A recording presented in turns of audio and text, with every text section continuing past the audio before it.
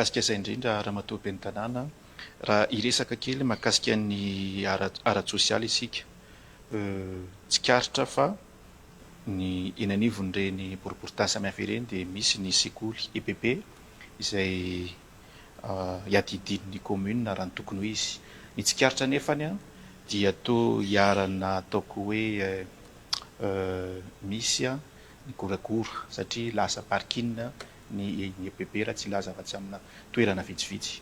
Amin'izao fiverenanao eto anivon'ny commune Antananarivo renivohitra zao misy ve fepetra hijerena an'ireny manokana?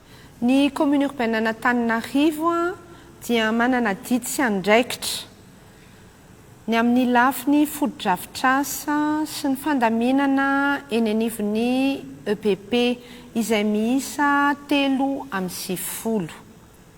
marina ny voalazanao maro ny tokony alamina eny anivon'ireny EPP ireny izay misy ny zanakitsika.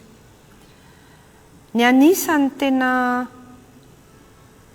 tsara verina aloha dia ny fisian'ny fanatanjahantena eny anivon'ny EPP izay efa taona maromaro izay no tsy manao an'izany fanatanjahantena izany intsony ny ankizy eny anivon'ny EPP nefa fantatritsika tsara ny lanjan'ny fanatanjahantena ao anatin'ny fanabeazana.